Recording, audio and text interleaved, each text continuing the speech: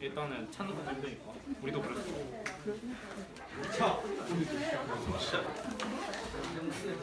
자, 여러분 조용히 합시다. 자, 우리 지난 시간에 교재 15쪽에 위진 남북조 시대의 조공과 책봉이라고 하는 동아시아의 외교의 방식이 어떻게 이루어졌었는지에 대해서 이야기를 했었습니다. 그죠? 네, 내용 같이 한번 살펴보면서 복습을 해보도록 할게요.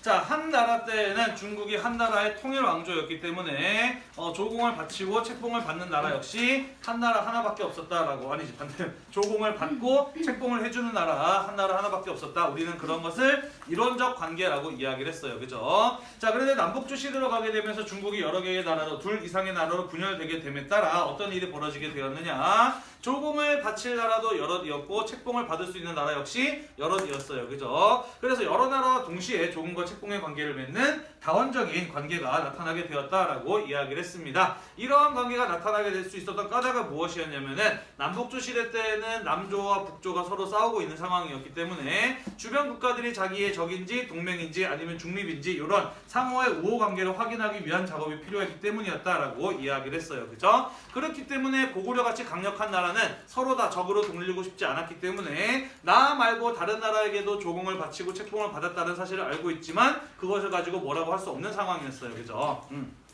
자, 그래서 고구려는 남북조 모두와 조공 책봉 관계를 맺었었다라고 이야기를 했고요. 백제의 경우에는 한때 북조와도 조공과 책봉의 관계를 맺었었지만은 이후에는 한강 유역을 고구려가 장악하고 난 이후에는 주로 남조와 조공과 책봉의 관계를 유지하였다라고 이야기를 했었습니다. 신라 같은 경우에는요, 중국과 직접 교류할 수 있는 길이 막혀 있었기 때문에 한강을 장악하기 이전에는 백제의 중개를 통해서 남조와 책봉 관계를 맺었었다가 한강 유역을 장악하고 난 이후에는 중국과 직접 조공과 책봉의 관계를 맺을 수 있었고 그것이 라담 동맹으로도 이어질 수 있었다라고 이야기를 했었습니다.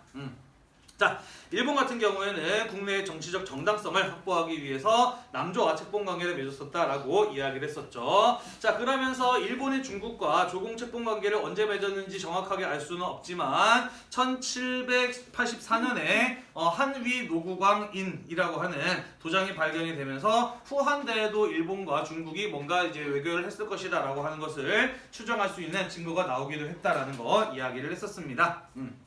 자, 그러다가 위진 남북조 시대가 수 이후에 당으로 통일이 되면서 동아시아의 국제관계는 또다시 바뀌게 되었어요. 그죠? 중국이 여러 개의 나라로 분열되어 있다가 당이라고 하는 하나의 나라로 재통일되면서 다시 조공을 받고 책봉을 해줄 수 있는 나라 역시 당나라 하나밖에 없는 상황으로 바뀌게 되었다라고 이야기를 했습니다. 자, 그러면서 당나라의 경우에는 자기 나라가 중심이 된 동아시아의 국제 질서를 원했다라고 이야기를 했어요. 그죠? 그러면서 주변국들에 대한 군사활동을 전개하는 한편 자기 나라가 중심이 되어 있는 조공과 책봉의 관계를 주변 국가들에게 요구하기 시작했다라고 이야기를 했었죠. 그런데 이러한 당나라의 요구에 대해서 이 동아시아의 주변 국가들의 경우에는 각각 자기가 처해 있는 상황에 따라서 서로 다른 반응을 보였다라고 이야기를 했어요. 예를 들자면 토번이라든지 돌거리라든지 위구르 같은 이런 나라들의 경우에는요, 중국으로부터 선진 문물의 수용의 필요성이 간절하지 않았고 군사적으로도 강력했기 때문에 이들의 경우에는 당나라가 요구했던 조공과 책봉의 관계를 거부하고 군사적으로 대립하는 모습을 보였다라고 이야기를 했어요. 다만 이 당나라와의 조공과 책봉 관계가 아니라 당나라와의 어떤 그런 외교를 통해서 경제적 이익을 얻고 싶어 했기 때문에 오직 조공 관계만 맺으려고 하는 모습을 보였다라고 이야기를 했었죠. 그리고 그들이 기대했던 경제적인 이익이 충분하지 않을 때에는 가지고 있는 군사력을 동원을 해서 당나라를 공격하는 모습을 보이기도 했었다라고 이야기를 했습니다. 네. 자, 그래서 당나라는 토번이나 돌고리나 위구르 같은 나라들에게는 정치적 영향력을 거의 행사하지 못했고 화번 공주의 파견 등을 통해서 그들과 적대적인 관계를 방지하기 위해서 노력을 하는 모습을 보였다라고 이야기를 했어요. 중국이 당이라고 하는 통일 왕조로 재통일되었다고 하더라도 당나라가 자기들 마음대로 이 조공과 책봉의 관계를 통해서 동아시아의 국제 질서를 전부 다 통제할 수는 없었음을 잘 보여주는 사례였다라는 것까지 우리가 지난 시간에 살펴봤었습니다. 맞나요? 네. 진짜 덥다. 근데 에어컨이 나올까? 안 나와요. 아직 안 나와? 틀어봤어? 네. 쌤 근데 이거 녹화 버튼 누르신 거예요? 안 눌렀어? 안 누르시는 것 같은데? 그래? 네. 진짜? 네. 저 아이폰 안 써서 잘 모르겠어요. 누르신 거야 이거? 아니 누르신 것 같아요. 4분 57초째 녹화가 되고 있네요. 쫄았잖아 괜히. 처음부터 다시 해야 되는 줄 알고. 일부러 웃기려고 그런 거지? 아니 저 잘못 봤어요. 죄송합니다. 알겠어요. 자, 이번 시간에 당나라가 자국이 중심이 되는 조공과 책봉의 관계를 요구했을 때 이런 도번, 돌골, 위구르 같은 나라가 아니라 신라나 발해, 일본과 같은 나라들은 어떻게 대응했는지에 대해서 마저 이어서 살펴보도록 하겠습니다. 자, 밑주십시다. 신라와 발해의 경우에는요, 당나라가 요구했던 조공과 책봉의 관계를 수용, 받아들였습니다. 오타가 있죠. 조공과 책봉 과계라고 되어 있는데 니은 받침이 하나 빠졌네요. 그죠? 조공과 책봉 관계를 수용하였다라고 볼 수가 있습니다. 자, 그리고 우리가 지난 시간에 배웠다시피 일본의 경우에는 당나라에게 조공사절을 보냈어요. 밑주십시다. 그걸 뭐라고 불렀었나요? 견당사라고 불렀어요. 그죠? 자, 그리고 견당사를 파견을 해서 당으로부터 책봉을 받지는 않았습니다만은 당과 조공 관계를 맺었다라는 것이에요. 왜 일본이 당으로부터 책봉을 받지 않았을까? 정확하게 알 수는 없습니다. 아마도 일본 같은 경우에는 자신들이 중국과 대등하다라고 하는 그러한 의식을 가지고 있었던 것으로 보여요. 과거 중국이 수나라였을 때 일본이 수나라 황제한테 편지를 보냈는데 그 내용에 첫 줄에 뭐라고 써있냐면은 해 뜨는 나라의 천자가 해 지는 나라의 천자에게 보냅니다 라는 그런 내용이 적혀 있었어요. 그러니까 자기들은 해 뜨는 나라의 천자고 중국은 해 지는 나라의 천자다라는 식으로 표현을 한 거지. 대등하다는 의식을 표현을 했었어요. 그때 수나라 황제는 무척이나 열받았죠. 어디 조그마한 섬나라 애들이 우리랑 맞먹으려고 해 라고 해서 무척이나 화가 났지만 당시 수나라는 고구려하고 대립하고 있는 상황이었고 일본을 적으로 돌리면 썩 좋을 것이 없었기 때문에 그냥 이제 너그럽게 넘어갔다라고 해요. 어쨌든 일본의 경우에도 이 당나라와의 관계를 통해서 선진문물의 수용을 필요성을 느끼고 있었기 때문에 견당사의 파견을 통해서 조공 관계를 맺었다라는 것입니다.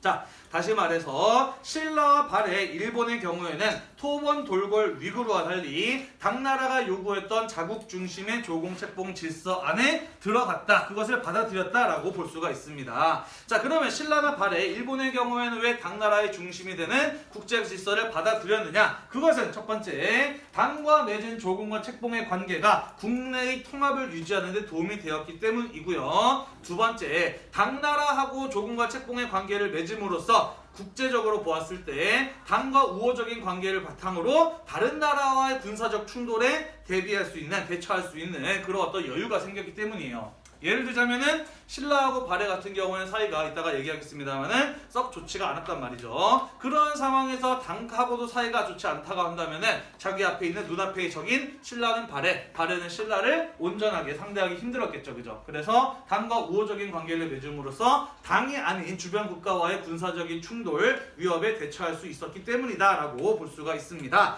하지만 이들 국가들의 경우에는 토번, 돌골, 위구르와 달리 농경 국가이고 당나라가 가지고 있는 선진문물을 받아들였을 때 자국 발전에 굉장히 중요한 도움이 됩니다. 그렇기 때문에 당나라가 요구했던 국제질서 안에 들어가면서 무엇을 하려고 한 것이에요?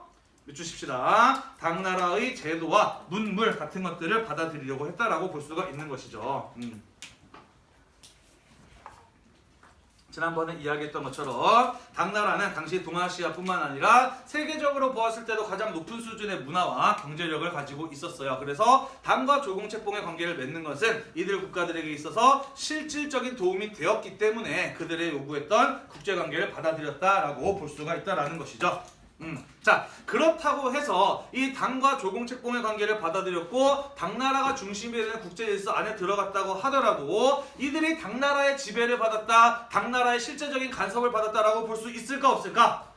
그렇지는 않았다라는 것이에요. 우리가 조공책봉 관계 이야기할 때 이것은 다만 외교적인 형식에 불과했다라고 이야기를 했었죠. 그죠? 비록 신라 발해 일본이 당나라가 중심이 되는 조공과 책봉의 관계를 받아들였지만 그것은 밑주십시다. 그들 간의 정치적 이해관계가 어긋나면 언제든지 깨질 수 있는 관계였다라고 볼 수가 있다라는 것이죠. 왜 그렇느냐? 조공과 책봉의 관계에 있어서 가장 중요한 것은 무엇이었기 때문일까요?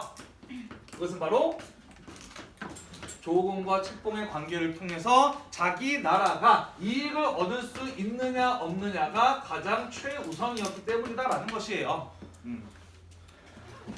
다시 말해서 당과 조공책봉 관계를 받아들인 것은 자기 나라에게 이익이 되기 때문이다. 만약에 그것이 자기 나라에게 이익이 되지 않는다라고 한다면 그것은 언제든지 깨질 수 있는 성격의 것이었다 라고 보아야 한다라는 것이죠. 예를 들자면 신라는 당나라와 조공과 책봉의 관계를 맺었습니다만은 삼국통일 전쟁이 끝나고 난 이후에 당나라가 한반도 전체를 지배하려고 했을 때 신라는 당나라하고 맞서 싸웠어요. 그죠? 나당 전쟁을 했단 말이야. 그지? 이게 만약에 지배 피지배의 관계, 임금과 신하의 관계와도 같은 것이었다라고 한다면은 이런 일이 벌어질 수 없었겠죠. 그죠? 자, 일본 같은 경우에도 마찬가지였다라는 것이죠. 9세기 이후에 당나라가 국내적인 문제로 인해서 점차 쇠퇴해 가기 시작을 합니다. 그러면서 견당사의 파견을 통해서 이 당나라로부터 얻을 수 있는 것이 딱히 없다라는 판단이 들어요.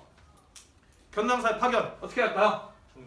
그렇죠. 빈칸에 들어갈 말 견당사가 되겠죠. 사실 견당사를 보내는 일 꽤나 시간과 비용이 많이 들어가는 일입니다. 그럼에도 불구하고 지금까지 계속 보내왔던 것은 그것을 통해서 얻는 게 있으니까 그렇죠. 선진문물을 받아들이는 게 더 컸기 때문에 계속해서 보냈단 말이야. 그런데 당의 국력이 쇠퇴해가기 시작하면서 더 이상 얻을 것이 없다라고 판단되었기 때문에 일본은 그것을 중지시킨 것이에요. 그죠? 이게 만약에 지배 피지배의 관계, 임금과 신하의 관계였다라고 한다면 자신들에게 이익이 되지 않는다고 해서 이것을 중단시킬 수 있었겠느냐? 그렇지 않다라는 거죠. 그죠? 자, 그래서 이들은 당나라가 중심이 되는 국제관계 안에, 국제질서 안에 들어갔지만 여전히 어쨌든 간에 가장 중요한 것은 자기 나라의 이익이 최우선이었다라는 거. 따라서 그에 따라서 언제든지 깨질 수 있는 불안정한 관계에 불과했다라는 것이 우리 교과서에서 이야기하고 있는 당나라 시기의 외교 관계가 되겠네요.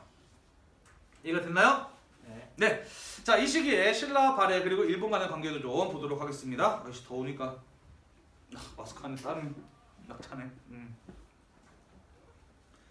네, 마스크를 한 2개 정도 가지고 번갈아 가서 쓰고도 있기도 한데 날이 더우니까 금방 이게 마스크가 좀 끈적끈적해지네. 하긴 나도 그래도 이래도 얼마나 힘들겠어, 그지? 자.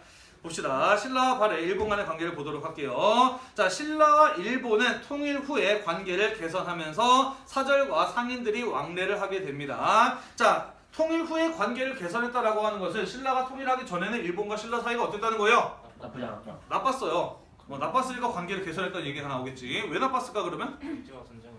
그렇죠. 신라와 일본은 군사적으로 충돌했어, 그지? 백제 부흥운동에서 나당 연합군하고 그리고 외와 백제의 연합군이 백강전투에서 전투를 벌였잖아요, 그죠? 그래서 백제가 있었기 때문에 신라와 일본 사이는 원래 썩 좋지는 않았다라는 것이죠. 하지만 백제가 멸망하고 난 이후에 그런 관계를 계속해서 유지할 필요는 없어요. 그죠? 그러면서 이후에 점차 관계를 개선해 나갔다라는 것이고요. 상인과 사절 이런 사람들이 일본 큐슈의 다자이후라고 하는 곳을 왕래했습니다. 일본 큐슈의 다자이후라고 하는 곳을 왕래했어요. 자, 이 역사 공부할 때 여러 지명들이 나오는데 어디가 어디인지를 알아두면 공부하는데 이해하는 데 무척이나 큰 도움이 되거든요. 선생님이 동아시아사 처음 시작할 때 일본은 크게 4개의 섬으로 이루어져 있다라는 이야기 했었어요. 기억이 나나요? 네. 제일 위에 있는 섬 뭐라고 불렀었나요?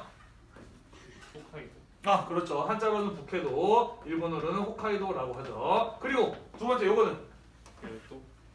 응? 어떤가요? 요거. 본슈? 그렇지. 본슈. 훌륭한데? 일본어로는 본주. 한자로는 본주, 일본어로 혼슈. 그다음에 요거는 오키나와는 한 여기쯤 있어요. 어디요? 대마도. 어디요? 대마도는 한 여기쯤 있어요. 요거. 도쿄 여기 있는 시고쿠. 맞아요. 요거는 시고쿠 사국이라고 합니다. 시고쿠라고 되어 있고 한반도와 가장 가까운 여기가 규슈 또는 큐슈라고 하는 곳이고요. 다자이후라고 하는 것은 바로 여기 있었던 게 이 다자이후라고 하는 것이 되겠습니다. 자, 다자이후에 대해서 설명을 조금 서도록 할게요. 다자이후는요, 일본에서 옛날에 있었던 고대의 행정기관입니다. 고대의 행정기관이고요. 이 다자이후가 있었던 곳은 오늘날도 다자이후라고 불려요. 지명으로 그대로 남았어요. 자, 이 다자이후의 위치를 보면은 어떤 곳이라는 생각이 드나요? 다자이후의 위치를 보면 어떤 곳이라는 생각이 드나요? 혼자 똑 떨어져 있어. 혼자 떨어져 있다 또. 데릴 것 가까운 거. 그렇죠. 사실 중국이나 일본에서 누가 넘어온다고 했을 때 바다를 통해서 가장 먼저 도착하는 곳이 바로 이 다자이후가 있는 그 규슈의 위치였다라는 것이죠. 자, 그래서 이 다자이후는 왜 만든 거, 무슨 일을 하는 행정기관이었느냐라고 한다면은 그것은 일본이 중국에서 또는 한반도에서 일본으로 오는 외교적 임무를 띈 사람들, 사실 그런 사람들을 맞이하기 위해서 만들어 놓았던 고대의 행정기관이 바로 이 다자이후라고 하는 곳이었다라는 것이죠. 이 고대 행정기관으로서 중국이나 한반도에서 넘어오는 사신들을 맞이하는 역할을 했던 것이 바로 이 다자이후라는 곳이에요. 그래서 이 다자이후의 경우에는 일본이 한반도 그리고 중국과 교류하는 데 있어서 상당히 중요한 역할을 했던 곳이라고 볼 수가 있습니다. 자, 그리고 여기를 왕래했던 신라의 사절 상인들을 통해서 불교 사상과 같은 이런 문물들이 전파가 되고요. 예전 교과서에서는 설명이 있었습니다. 지금은 빠졌는데요. 특히 통일신라의 대표적인 승려 혹시 알고 있나요? 통일신라. 통일신라 시대 때 유명한 승려 한 2명 정도는 한국사 시간에도 배웠을 텐데. 원효대사. 맞아요. 원효대사. 조계종. 해초. 핵초도 유명하긴 하죠. 조계종.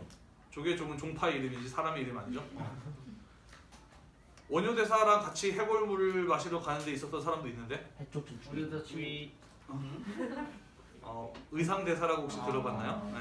의상대사의 사상이나 원효대사의 사상, 책 이런 것들이 이 시기에 일본으로 전파가 되었었다라는 거예요. 그냥 참고적으로 알아두도록 합시다. 자, 그리고 이 시기에 신라와 발해와의 관계를 좀 보도록 할게요. 자, 밑주십시다. 발해는 신라를 견제하고자 하는 목적에서 일본과 굉장히 관계를 중시합니다. 그러면서 상당히 적극적으로 다방면으로 교류를 하는 모습을 보였다라는 것이에요. 자, 왜 신라와 발해는 사이가 좋지 않았을까요? 아래는 고구려를 배정했으니까. 그렇죠. 발해의 경우에는 고구려를 계승한 나라고, 그 고구려는 누구에 의해서 멸망을 했나요? 그렇죠. 신라와 당나라 연합에 의해서 멸망을 했죠. 그렇기 때문에 발해는 당나라하고도 사이가 원래 좋지는 않았지만은 발해도 발전을 하기 위해서는 당의 선진 문물을 받아들이고 그들과 우호적인 관계를 맺을 필요가 있었던 것이에요. 그러면서 발해는 이후에 점차 당나라하고의 관계를 개선해 나가는데 신라하고는 약간 그런 뭐랄까 묘한 라이벌 의식? 같은 민족이면서도 서로 이렇게 이제 대립을 하는 그런 어떤 묘한 라이벌 의식을 가지고 있었거든요. 자, 그래서 신라하고 발해 같은 경우에는 썩 사이가 좋지 않았어요. 다른 나라들에 비해서 상대적으로 조금 소원했다. 소원했다는 게 무슨 뜻이지? 서먹서먹했다 내지는 적대적이었다라는 이런 어떠한 관계라고 보시면 될 것 같아요. 그래서 신라하고 발해의 경우에는 사이가 썩 좋지 않았다라는 것이죠. 자, 그렇지만은 이들 국가들의 경우에는 어쨌든 경제 교류를 통해서 얻을 수 있는 이익은 분명히 있었다라는 것이죠. 왜냐면은 자연 환경이 다르고 또 이제 기후가 다르고 하다 보니까 서로가 생산해내는 생산물들을 교류함으로써 얻을 수 있는 경제적인 이익은 분명히 있었다라는 것이에요. 자, 그래서 사이가 썩 좋지는 않았습니다만은 그들의 국경이 만나는 지역에서 개인적인 무역, 사무역이 이루어지기도 했었다라는 것이고요. 또 신라에서 발해로 보내는 사절, 또 발해에서 신라로 보내는 사절들이 왔다 갔다 할 때 외교 사절이 왕래를 할 때 국가와 국가 간의 공식적인 무역, 사무역의 반대말 뭐라고 하죠? 네, 공무역이에요. 공무역 이런 것들이 신라와 발해 사이에서 이루어지기도 했었다라는 것입니다. 자, 그러면서 둘 사이의 경제 교류가 활발하게 이루어지게 되면서 발해의 수도였던 상경성에서부터 신라의 수도였던 어디?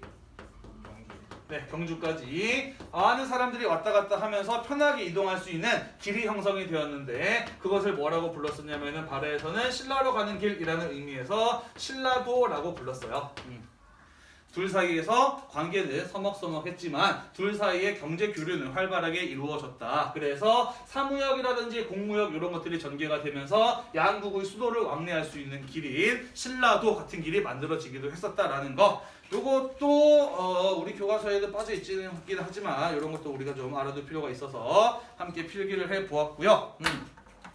그리고 나중에 또 이야기하겠습니다만은 참고적으로 알아두도록 하세요. 발해 같은 경우에는 신라하고 이 빈공과라고 하는 것을 놓고 서로 경쟁을 하는 모습을 보이기도 했었습니다.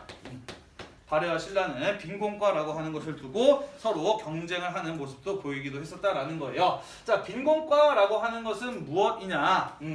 우리가 나중에 배우겠습니다만은 당나라에서는 관리 선발 제도를 무엇으로 시행을 했었냐면은 시험을 봐서 뽑는 제도. 그렇죠. 과거제를 시행을 했어요. 수나라와 마찬가지로 수나라 때부터 처음 시작된 과거제는 이후에 당나라대를 거치면서 완성이 되고 이후에 동아시아의 대표적인 관리 선발 제도로 계속해서 활용이 되거든요. 당나라 역시 관리 선발은 과거제를 통해서 했었다라는 것이고요. 빈곤과라고 하는 것은 당나라의 과거 제도 중에서 외국 사람을 대상으로 하는 외국인 전형이었다라고 보면 됩니다. 빈곤과라고 하는 것은 당나라의 과거 제도 중에서 외국인을 대상으로 치르는 시험이 바로 이 빈곤과라고 하는 것이었다라는 것이죠. 자, 그래서 많은 외국인들이 당나라에서 관료로서 생활하기 위해서 당나라에 유학을 가고 당나라의 빈곤과에 응시하는 그러한 모습들을 보였고요. 그리고 그 해 치러진 과거 시험에서 어느 나라 사람이 빈곤과에 1등을 차지했느냐는 마치 뭐랄까 오늘날로 치자면은 뭐라고 비교할 수 있을까? 어느 나라 사람이 노벨상을 탔나 뭐 요 정도? 약간 그런 식의 어떤 묘한 경쟁감을 불러일으키는 명예로운 그런 어떤 뉴스였다라는 것이죠. 그래서 이 어떤 빈곤과 1등을 차지한다는 게 그 자기 나라의 명예와도 관련이 있는 것이어서 서로 경쟁을 하는 그런 모습을 보이기도 했었다라는 거예요. 한 번은 어떤 일이 있었냐면은 신라 사람하고 발해 사람이 둘 다 빈곤과에서 공동 1등을 했어. 그래서 당나라에서 공동 1등 신라인 누구 발해인 누구 이런 식으로 발표를 했어요. 그랬더니 발해가 항의를 했어. 발해가 신라보다 훨씬 더 큰 나라인데 발해를 먼저 써줘야지 왜 신라를 먼저 써주느냐 라고 해가지고 항의를 했어. 그래서 미안해 해가지고 다시 발표를 했어요. 1등 공동 1등 발해인 누구 신라인 누구 이렇게 발표를 했더니 이번에 신라에서는 신라가 먼저 생긴 나라인데 신라를 먼저 써줘야지 왜 발해를 1등으로 써주느냐라고 또 이렇게 항의를 하기로 했다라고 하더라고요. 이런 식으로 둘 사이는 약간 뭐랄까 오늘날 한일 관계 좀 비슷하게 굉장히 좀 이렇게 적대적이면서 라이벌 의식을 태우는 그런 어떤 관계였다라고 보시면 됩니다. 자, 그래서 이렇게 해서 당나라 시기에 동아시아의 국제 관계가 외교 관계가 어떠했는지에 대해서 쭉 한번 이야기를 해 보았습니다. 넘어갑시다.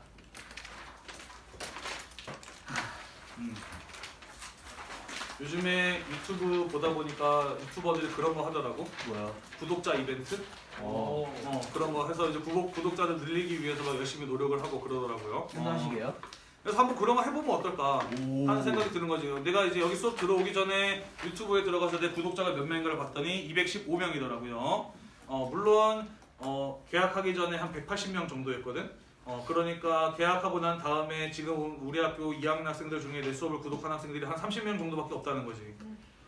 내 수업을 듣는 학생들 165명인데 그 중에 불과 30명밖에 구독을 하지 않았단 말이야. 그래서 나는 물론 이제 유튜브를 통해서 돈을 벌겠다. 165명 더 는다고 해서 이제 수익이 발생하는 건 아닌데 기왕이면은 니네가 위드람으로 출첵만 하지 않고 진짜로 이제 수업도 들어와서 열심히 듣게 만들려면은 아무래도 구독자를 늘리고 또 그럴 수 있는 이벤트 같은 걸 하면 어떨까라는 생각이 든다는 거지. 오, 좋아요. 어떤 좋은 게 뭐가 있을까? 점수 10점 줘요. 점수를 주라고? 그럴 순 없지.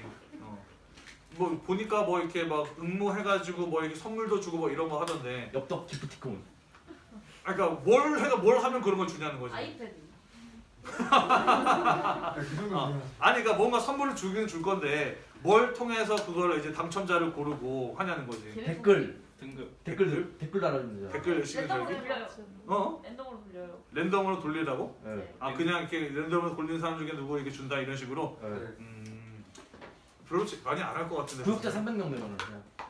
구독자 300명이 되면은 그때 뭔가 이벤트를 하겠다. 네, 그렇게 말해요. 그럼 그때까지 바꾸는 거 아니겠죠? 아니 그러니까 뭐 그러면 뭘 주면 열심히 해서 할까? 아이패드. 아이패드. 아니 아이패드는 내가 너무 부담이 되잖아. 그런 거 말고. 엽떡 기프티콘. 랩도. 네, 자기 갖고 싶은 거 말하지 마시고 여러분. 그래서 그러니까 이벤트를 이런 식으로 하면 되나 그러면은 일단 구독자가 300명이 되면은 뭘 주겠습니다. 라고 하고 열심히 이제 구독을 눌러주세요. 라고 한 다음에 그 다음에 고르는 거 어떻게 골라? 랜덤으로 해야죠. 그 중에 그냥 랜덤으로 해가지고 네. 그것보다 뭔가 이렇게 열심히 좀 더 적극적으로 참여하게 아니면 만들 뭐 수 있는 사연 방법이 같은 없나? 거 쓰거나 아니면 사연을 쓴다. 네. 아니면 수업 영상으로 퀴즈 만들어서 폼으로 내는 그러면은 수업 중간중간에 언제가 될지 모르지만은 영상 중간에 갑자기 내가 이렇게 막 질문을 던지는 거지. 구독자 이벤트입니다라고 하면서. 그리고 거기에다가 이제 맞는 답을 댓글로 쓰는 애들은 그 중에 골라가지고 선물을 준다. 유튜브 영상 안 자체에 아마 그 퀴즈 어. 찍는 게 있을걸요 기능이? 원즈는 알아. 커뮤니티. 커뮤니티 말고. 그러면 구독자 줄일 거예요. 구독자가 줄 거라고? 네. 뭐 이딴 걸 하냐면서? 그렇구나. 아니 예전에는 한번 그렇게 이제 선생님 딸들이 지금보다 어렸을 때 재작년인데 그때는 이제 애들이 막 밥 먹는 사진이 너무 귀여워가지고 이제 그걸 살짝 올리기도 했었거든.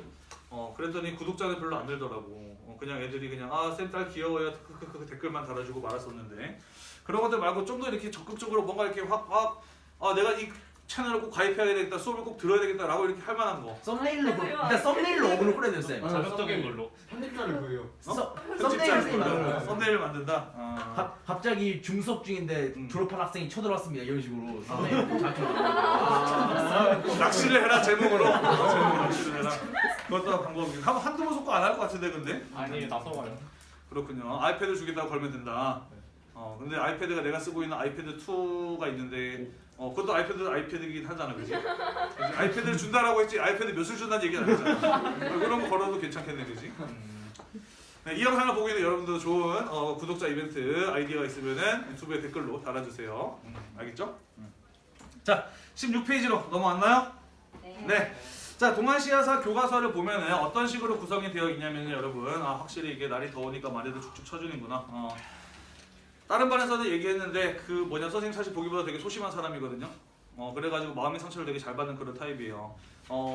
그래서 이제 선생님한테 좌우명이 뭐냐고 물어보면 이런 얘기들을 종종 해.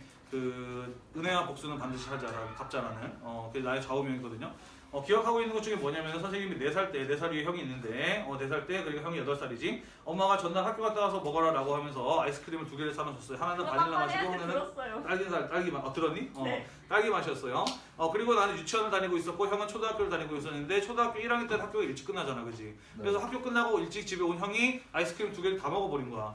그래가지고 내가 유치원 끝나고 집에 돌아왔을 때 아이스크림이 없었어. 그래서 이거 어떻게 된 거냐 라고 했더니 형이 다 먹어버린 거지. 그래서 그걸 아직까지 34년째 잊지 않고 기억을 하고 있어요. 반드시 이거 복수해야 되겠다라고 늘 마음을 먹고 있는데 형제가 있는 사람들은 알겠습니다만은 남자 형제가 4살 이상 차이가 나면은 어떻게 해볼 수가 없어.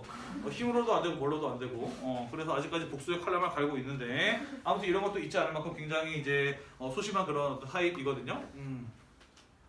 그 외에도 여러 가지 일들이 있습니다만은 아무튼 날이 더워서 이렇게 푹푹 퍼지는 사람들이 늘어나기 시작을 하니까 또 선생님의 마음의 상처가 좀 더 깊어지고 있네요. 이럴수록 또 선생님도 마음에 또 칼날을 다지게 되겠지, 그지? 언젠가 반드시 복수해야 되겠다라는 그런 생각을 하게 될 거고 복수의 방식은 여러 가지가 있을 수 있겠죠, 그죠? 기말고사 난이도를 올린다든지, 그지? 아니면 수행평가를 좀 더 짜게 채점을 한다든지 그런 여러 가지 방법들이 있겠죠, 그죠? 네, 부디 선생님에게 너희는 정말 고마운 학생들의 얘네에게 꼭 은혜를 갚아야지 라는 이런 마음이 들 수 있도록 수업에 적극적으로 참여해 줬으면 좋겠네요. 네. 자, 유학과 불교라고 하는 새로운 단원으로 넘어가 보도록 합시다. 교과서 순서하고 조금 달라요. 그러니까 우리 교과서는 정치사가 먼저 쭉 길게 나와 있는데 이 유학과 불교 율령이라고 하는 동아시아 공통의 문화 요소는 사실 수당식이 가게 되면서 동아시아가 공통으로 갖게 된 문화 요소들이거든요. 그래서 당나라 이후 시기로 넘어가기 전에 한번 정리하는 게 맞다라고 선생님은 생각을 해서 교과서 순서하고 다르게 뒷부분에 나와 있는 율령과 유교 그리고 불교라는 주제를 조금 앞으로 당겨서 이번 시간부터 좀 미리 이렇게 다뤄볼까 생각을 합니다. 알겠죠? 네. 자, 같이 한번 살펴보도록 합시다. 자, 유교와 율령이라고 하는 것은 왜 나타나게 되었느냐 일단 하나씩 살펴보도록 할게요. 자, 국가라고 하는 것이 성립하게 되면서 이 국가라고 하는 것은 이전보다 훨씬 더 부족 국가들에 비해서 훨씬 더 넓고 다양한 그런 국가가 성립을 하게 되면서 과거 부족 사회보다 인간들은 훨씬 더 많은 사람들이 넓은 지역에 나눠져 살고 있는 것을 하나의 정치적인 단위로 통치를 하게 되었습니다. 그죠? 자, 그렇기 때문에 인간 사회 단위가 적을 때에는 권력자가 직접 다니면서 사람들을 일일이 다 통제할 수 있었지만은 이제는 왕과 같은 권력자가 통치하는 땅의 크기가 매우 커졌고 그 큰 땅 안에 살고 있는 사람들도 수많은 사람들이 있었기 때문에 이들을 효과적으로 지배하기 통치하기 위해서는 무엇이 필요했느냐? 밑줄 칩시다. 언제 어디서나 동일한 기준으로 적용될 수 있는 일률적으로 적용될 수 있는 통치의 기준이 필요했다라는 것이죠. 국가라고 하는 거대한 사회 단위의 질서를 유지하기 위해서는 일률적인 통치의 기준이 필요했다라는 것입니다. 우리가 흔히 이야기하는 법, 제도 같은 것들이 바로 그의 대표적인 사례라고 볼 수가 있는데 동아시아에서 국가가 성립하면서 이 일률적으로 적용할 수 있는 통치의 기준으로 활용되었던 법과 제도, 그것이 바로 율령이라고 하는 것이었고 이 율령이라고 하는 법과 제도를 뒷받침해 줄 수 있는 통치의 사상으로 활용되었던 것이 바로 유교라고 하는 사상이었던 것입니다. 자, 그래서 우리는 국가를 통치하기 위해서 활용되었던 법과 제도인 율령과 그것을 뒷받침해주는 사상이었던 유교에 대해서 이 단원에서 함께 살펴본다라는 이야기가 되겠습니다. 자, 같이 한번 보도록 합시다.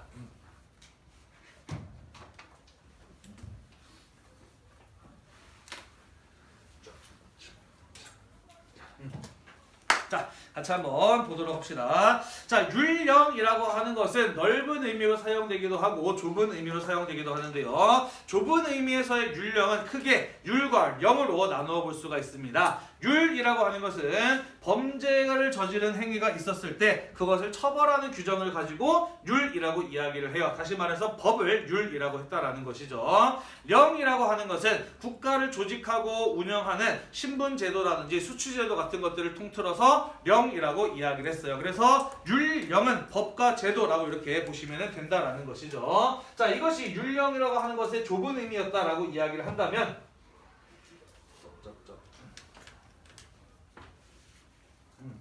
자, 이것이 좁은 의미의 율령이다라고 이야기를 한다면은 율령이라고 하는 것은 물론 율과 령으로 따로따로 해석을 하기도 합니다만은 이 율령을 넓은 의미에서 사용을 할 때에는 무엇을 이야기하기도 하느냐?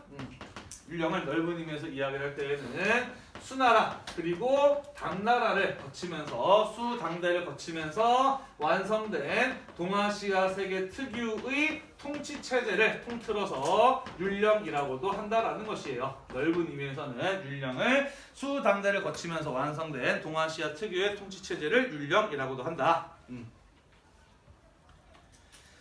자, 그러면 이번 시간에 이 율령과 유교라고 하는 것이 어떻게 성립을 하였으며 발전하게 되었는지 그 첫 부분 간단하게 좀 설명을 하고 넘어가 보도록 할게요. 아이고, 좀 많이 떠올 걸. 자, 봅시다. 법으로서 국가를 통치하는 법치가 시작된 것은 언제였느냐? 그것은 대체로 전국시대라고 본다라는 것이죠. 자, 전국시대 때 법과 사상을 바탕으로 개혁을 진행했으며 그 법과 사상을 바탕으로 가장 성공적으로 개혁을 이뤄낸 나라가 어디였어요? 그것은 바로 진나라였어요. 그죠? 그리고 진나라는 그 힘을 바탕으로 중국을 통일하고 난 이후에 전국에 걸쳐서 법으로서 통치를 하는 법치를 전국적으로 시행을 하였다라고 이야기를 했습니다. 그죠? 자, 그렇지만 진나라가 중국을 통일한 지 얼마 지나지 않아서 일찍 망했어요. 그 까닭은 무엇이었나요? 그렇죠. 밑주십시다. 진나라의 법치는 지나치게 가혹하고 엄격했어요. 그죠? 그래서 그런 어떤 엄격한 법치에 대한 반발이 일어나게 되면서 결국 진나라는 멸망을 하게 되었지 않습니까? 그죠? 자, 진이 지나치게 가혹하고 엄격한 법 때문에 망했으면 가장 잘 보여주는 사건이 있었습니다. 무엇이었나요?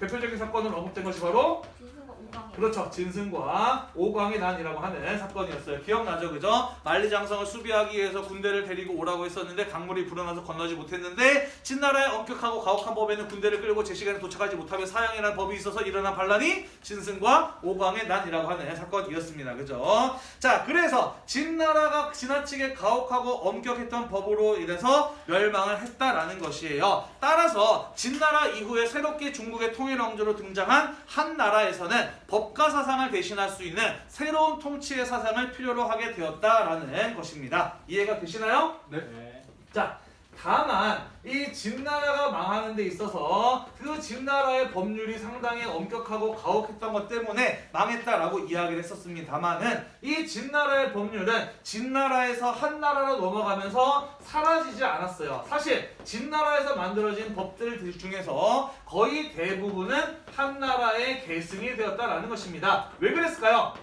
너무나도 잘 만들었어요. 그렇죠. 진나라의 법률이 지나치게 가혹하고 엄격하긴 했지만 그 법 체제 자체는 상당히 오랜 시간에 걸쳐서 만들어진 꽤나 잘 만들어진 통치의 어떤 규칙들이었다라는 것이죠. 자, 그래서 이 진나라 때에 비해서 처벌의 수위, 처벌의 강도를 조금 낮추기는 했지만 이 진나라 때 굉장히 잘 만들어졌던 이 법률은 대부분 한나라에 계승이 되었다라는 것이에요. 자, 그렇기 때문에 한나라에게 주어진 과제는 무엇이었느냐? 어떻게 하면은 이 법을 사람들에게 반발을 불러일으키지 않고 잘 지키게 할 수 있을까? 이 부분을 해결할 필요가 있었다라는 것이죠. 자, 그래서 법가 사상을 대신할 수 있는 새로운 통치 사상을 바탕으로 이 법을 운영해 보면 어떨까라는 생각을 하게 되었다라는 겁니다. 이해되나요? 네.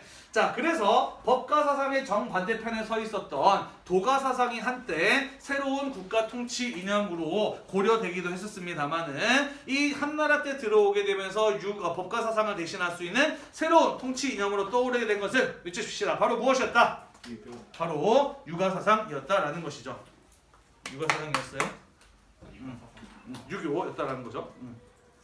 미치십시다. 한나라로 가게 되면서 유교가 새로운 국가의 통치 이념으로 떠오르게 되었다라는 것입니다. 자, 그렇다면은 유교가 왜 새로운 국가의 통치 이념으로 떠오르게 되었느냐? 방금 선생님이 이야기했던 것처럼 진나라가 멸망하고 난 이후에 한나라가 중국을 재통일하게 되면서 진나라의 멸망을 반복하지 않기 위해서는 새로운 질서를 뒷받침해 줄 수 있는 통치 이념을 필요로 하게 되었다라는 것입니다. 그 중에서 그래서 이 제자백가의 수많은 사상들이 전부 다 후보 목록에 올랐어요. 그런데 그 중에서도 왜 하필이면은 유가사상, 유교가 새로운 국가 통치 이념으로 주목을 받게 되었느냐? 그 까닭은 무엇이냐면은 첫 번째, 유교에는 천명사상이 들어있다라고 이야기를 했었어요. 그죠? 기억이 나시나요? 유교는 주나라의 봉건적인 질서가 잘 유지가 될 때를 가장 이상적인 시대로 보았다. 그래서 유교에는 주나라와 관련된 내용들이 많이 들어있다라고 이야기를 했었잖아요, 지난번에. 네, 했어요. 자, 그리고 유교 안에 들어있는 이 천명사상이라고 하는 것이 미쳐십시다. 황제의 통치를 정당화하는데 꽤나 쓸모 있었기 때문이다라는 것이에요. 자, 천명사상이라고 하는 것이 무엇이었나요? 그것은 덕이 있는 자가 하늘의 명을 받아서 백성을 다스린다. 백성을 다스린다라고 하는 것이었습니다. 그죠? 그래서 왕은 하늘로부터 선택을 받은 자, 천자다라고 보는 게 바로 이 천명사상이었다라고 이야기를 했었습니다. 자, 그리고 이 사람이 하늘로부터 선택을 받은 까닭은 그 사람이 무엇이 있기 때문이었다라고 이야기를 했어요. 덕이 있기 때문이다라고 이야기를 했어요. 이 부분이 바로 무엇이었나요? 이게 바로 덕치주의라고 하는 것이었어요. 그죠? 백성들을 무엇으로 다스려야 된다? 덕으로서 다스려야 된다. 다시 말해서 덕치주의라고 하는 것은 백성들에 대한 무엇을 강조한 것이냐? 사랑으로서, 자비와 사랑으로서 그들을 다스려야 한다라고 하는 것을 강조한 게 바로 이 덕치주의였다라는 것입니다. 천명사상 안에 들어있는 내용은 크게 두 가지였다. 하나는 군주는, 중국의 지배자는 하늘로부터 선택을 받은 사람이다. 두 번째, 그가 선택을 받은 까닭은 덕이 있어서 백성을 자유로서 다스릴 줄 아는 사람이기 때문에 선택을 받은 것이다 라고 하는 두 개의 내용이 들어가 있단 말이에요. 이해되시나요? 네. 자, 그렇기 때문에 백성들을 사랑으로서 다스린다라고 강조하는 이 부분의 경우에는 엄격했던 법가 사상과 달리 좀 더 자연스럽게 백성들로 하여금 반발을 줄이고 그런 사람들이 국가의 통치를 받아들일 수 있도록 하는 효과가 있었다라는 것이죠. 나아가서 황제가 하늘로부터 선택을 받은 사람이다라고 하는 것은 황제의 권위를 높이는 데에도 상당히 도움이 됩니다. 그죠? 네, 그래서 유교의 이러한 내용들이 황제의 통치를 정당화하고 백성들로 하여금 국가의 통치를 좀 더 자연스럽게 반발 없이 받아들일 수 있도록 하는 그런 내용들이 유교에 담겨 있었기 때문에 유교가 새로운 국가의 통치 이념으로 떠오르게 되었다라는 것이에요. 나아가서 늦추십시다. 유교 윤리의 경우에는 군주에 대한 무엇을 강조하나요? 충성을 강조합니다. 그러면서 제국을 운영하는데 유용, 쓸모 있었기 때문이에요. 자, 유교에서 군주에 대한 충성을 어떻게 강조하느냐? 선생님이 거기 CF 참고라고 해서 넣어놨습니다. 자, 법가사상의 경우에는 왜 그렇게 사람들이 많이 반발했느냐? 법가사상의 핵심은 성악설이라 그랬어요. 그죠? 인간의 본성은 악하기 때문에 그들을 엄격하게 통제해야 된다라고 보는 게 법가사상이었다라고 이야기를 했습니다. 따라서 법가사상은 무엇을 중시하는 사상이었느냐?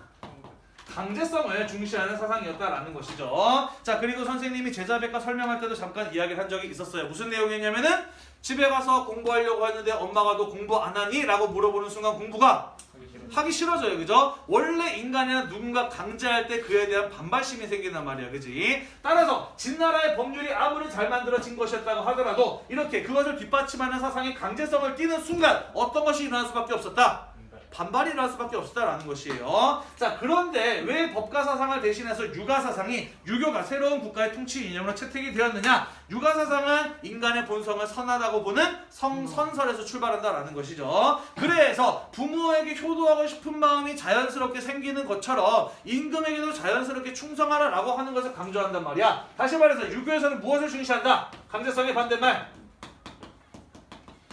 자발성을 중시한다라는 것이죠. 자, 그래서 선생님이 방금 이야기했던 것처럼 부모에게 효도하듯 자연스러운 마음으로 자발적인 마음으로 군주에게 충성하면 효도를 통해서 가정이 평화로워지듯이 이 충성을 통해서 국가가 평화로워질 수 있다라고 하면서 좀 더 사람들에게 반발 없이 국가의 질서를 따르도록 하는 그런 어떤 설득의 효과가 바로 이 유교 사상에 들어가 있었기 때문에 법가 사상을 대신할 수 있는 새로운 국가 통치 이념으로 떠오르게 되었다라는 것이에요.